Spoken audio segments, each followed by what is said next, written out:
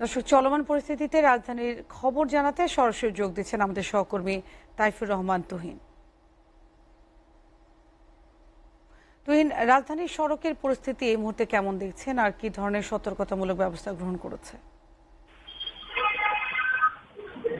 নুসরাত, আপনাকে ধন্যবাদ। আপনি জানেন যে আসলে চলমান যে কারফিউ কিন্তু আজকে অষ্টম দিন চলছে। অষ্টম দিন আজকে সরকারি ছুটি থাকার কারণে রাজধানীতে কিন্তু সরকারি অফিস আদালত কিন্তু বন্ধ রয়েছে।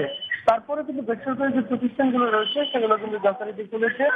যে কারণে আমরা সকাল থেকে দেখেছি যে রাজধানীর সড়কে কিন্তু যানবাহনের পাশাপাশি সাধারণ মানুষের উপস্থিতি কিন্তু অনেকটাই বেড়েছে বিগত দিনের তুলনায়। আজকে আমরা প্রায় ছুটির দিনেও আমরা রাজধানীর সড়কগুলোতে কিন্তু যানবাহনের ব্যাপক চাপ লক্ষ্য করেছি এবং যানজটও আমরা কিন্তু দেখেছি। সকাল থেকে আমরা বেশ কয়েকটি এলাকায় ঘুরেছি।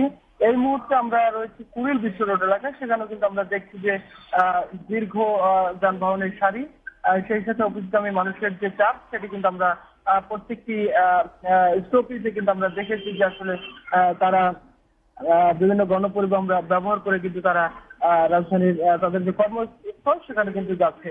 একই সাথে আমি যেহেতু আইন শৃঙ্খলা পরিস্থিতির কথা একটু জানিয়ে রাখি, সেটি হলো যে যে কোনো ধরনের অপ্রীতিকর পরিস্থিতি মোকাবেলা করার জন্য র্যাব পুলিশ এর পাশাপাশি কিন্তু আমরা দেখেছি যে রাজধানীর গুরুত্বপূর্ণ এলাকাগুলোতে কিন্তু সেনাবাহিনীর যে টহল সেটি জোরদার করা হয়েছে, চেকপোস্ট জোরদার করা হয়েছে।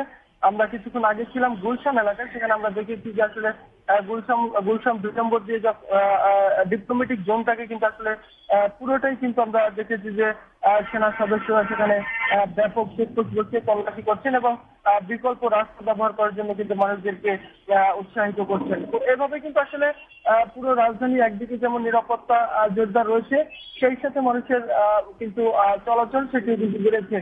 একই সাথে জানিয়ে রাখি যে আসলে যারা কর্মজীবী মানুষ রয়েছে, অর্থাৎ যারা নিম্ন আয়ের মানুষ, তাদের সাথেও আমরা কথা বলার চেষ্টা করেছি। তারা বলছেন যে আসলে এই যে চলমান কারফিউ, যে কারণে কিন্তু তাদের যে স্বাভাবিক যে আয় সেটি কিন্তু ব্যাহত হচ্ছে, যে কারণেই কিন্তু তারা অনেকটা দুঃসহ জীবন যাপন করছেন। তারা বলছেন যে আসলে এই যে বর্তমান যে পরিস্থিতি, অর্থাৎ বাজার পরিস্থিতির কথা চিন্তা করে তাদের যে আয় সেটি দিয়ে কিন্তু আসলে সাধারণ যে খেটে খাওয়া মানুষগুলো তারা কিন্তু সংকুলন করতে পারছে না, তাদের ব্যয় সংকুলন করতে পারছে না।